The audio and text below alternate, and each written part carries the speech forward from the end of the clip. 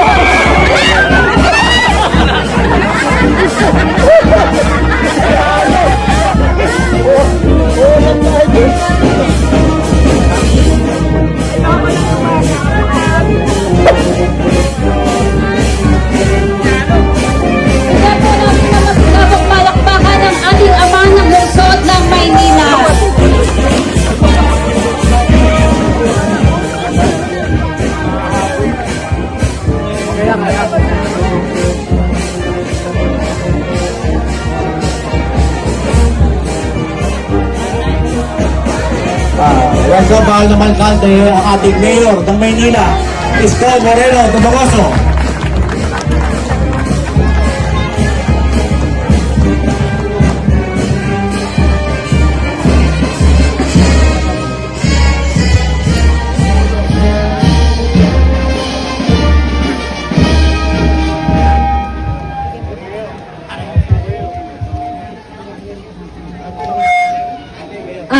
Hingan po natin ng maikling mensahe ang ating butihing alkalde, Mayor Francisco Isko Moreno Dumagoso.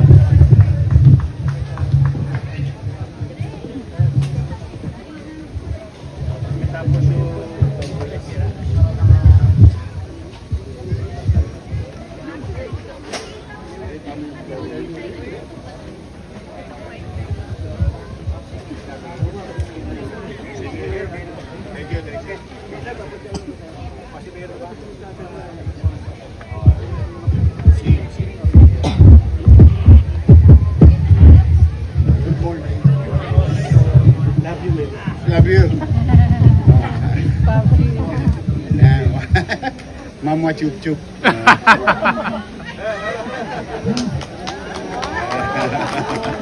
Hi, thank you Director Pio sa iyong mainit na pagpapakilala at sa ating mga kasamang lingkod bayan dito na nakatala sa Manila Zoo. Una, salamat sa Diyos. Kahit na anong hirap ng buhay na kinakarap ng ating bansa at ng mundo, importante lahat tayo malusog, ligtas at buhay. Dahil habang buhay may ano ba sinabi ng pare? Pag-asa. Kaya huwag tayong mawawala ng pag-asa. Ito ang ating pasilidad na pinagawan natin noong unang termino to rearrange, repeat, or properly design such facility like in this case Manila Zoo, because we wanted to be competitive with our neighboring countries in Asia. I've been into some zoo, talaga hong napakaganda. At least tayo mga batang Maynila, no? Masasabi natin very competitive in terms of design and mas magandang pangangalaga sa mga hayop, habitat ng mga hayop dito sa ating Manila Zoo. Kaya ito'y inaalay natin at inalay natin sa mga batang Maynila. At syempre, dala ng kasikatan ng Manila Zoo, ay dumadako din ng mga ibang bata sa buong bansa. And we would like to welcome here all of them at maka-experience sila ng ganitong klaseng magandang zoo sa bansa.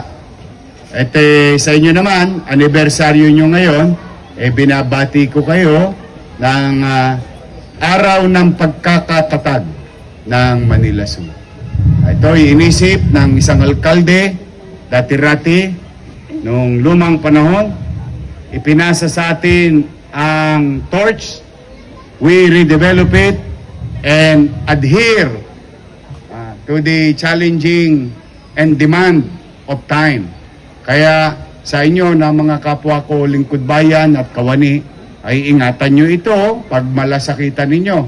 Sa mga tao namang dadako, ay dumako kayo ritong malinis, sana'y mapanatili ninyo itong laging malinis. So muli, ay binabati ko kayo at pinananawagan ko na bisitahin ninyo yung bago nating dalawang supling. No? Si Kois, malaki na.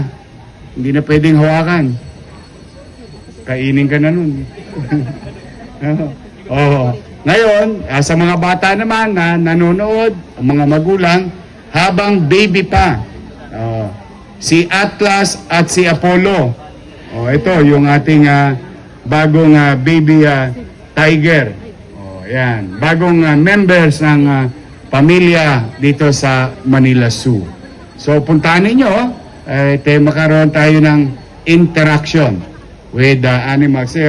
Alam po ninyo, I think it's 2024 or 2023. I went to safari. What do you call Kruger Park. Nagpunta ako doon mismo. Doon ako natulog sa gitna ng tawag yan. Hindi ko masabing disyerto pero kung saan ang habitat, no? Nako, nakakita po ako ng mga elepante, giraffe, lion, tiger, saka yung mabilis na cat, ano yun? Cheetah. Nakakita ko cheetah, yung malalaki sa ilog. Hippo. Yun. Lahat. Ang sarap-sarap ng pakiramdam, no? Yung experience, nasa wildlife ka. So, with that experience, gusto ko rin may experience din ng mga batang Maynila sa ngayon at sa susunod na henerasyon na magkaroon ng experience sa mga ganitong animals.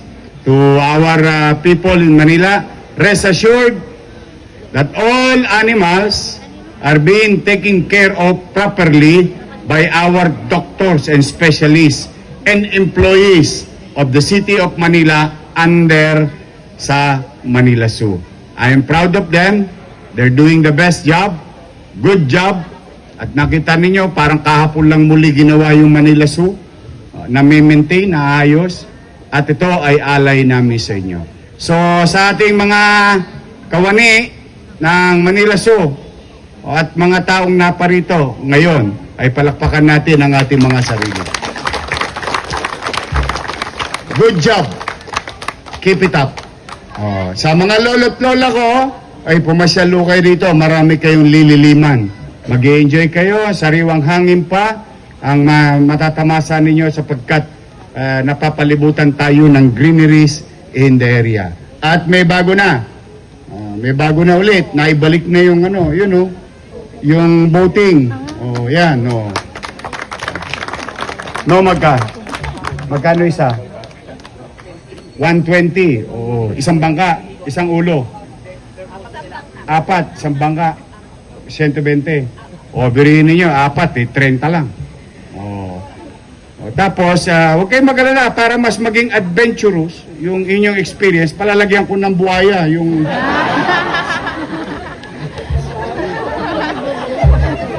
Adventure talaga. Bakit? Dapat yun. Andiyan ba si yung pinakamalaki nating buhaya? King. Nandiyan dyan, ang laki nun. Hindi, gagawin ko para konti lang yung kagat. Yung maliit na buhaya kanina. Para maging masaya. Pero biro lang But then again, go around the city. Manila City, Manila Zoo. And enjoy your time. So muli, ito ay alay sa inyo ng ating pamalang lungsod.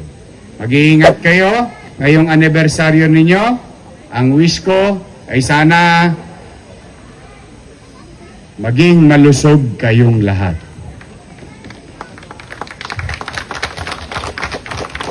Ang pera nawawala,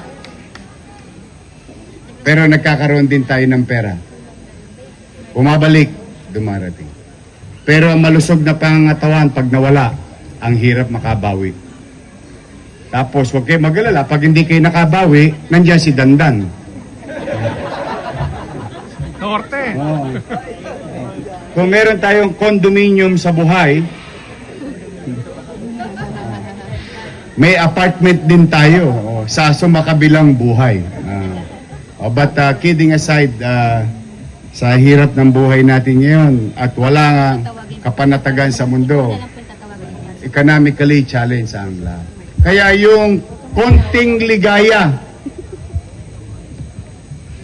and experience ng mga batang dadako dito sa aking mga kapwa-empleyado, galingan nyo lagi para maging memorable yung kanilang pagpasyal dito sa Manila Zoo. So muli, gumagapang na itong pagong. Laki. Ha? Tulkata. Ha? Pagong. And to our Maynilad partner, palakpakan natin sila. Pagbibigay ng available public clean drinking water. Thank you sa inyo. O baka gusto nyo na linisin din yung ilog. So muli, I love you. Mag-iingat kayo at pagpalain nawa kayo ng pong may kapal. Manila! God first. Happy anniversary. Maraming salamat po, Mayor Isko Moreno Dumagoso. Tunay nga po ang patuloy na pagganda at pag-unlad ng ating Manila Zoo. At ngayon po ay dadako po tayo. Bago umikot si ating mahal na alkalde, at ito, mga tigre. Noong unang dating ni Mayor, meron tayong tigreng Tiger Cup na pinisend sa kanya. Ngayon, pasakala ba nyo, pareho kami ni Mayor ng Year of the Tiger. Yan, dalawa yan. Si Mayor, papakiti ko nanalo ng Globe Award yan. Sa lahat ng mga Mayor. Di ba? Mayor, ako naman nakakamtan ng demo.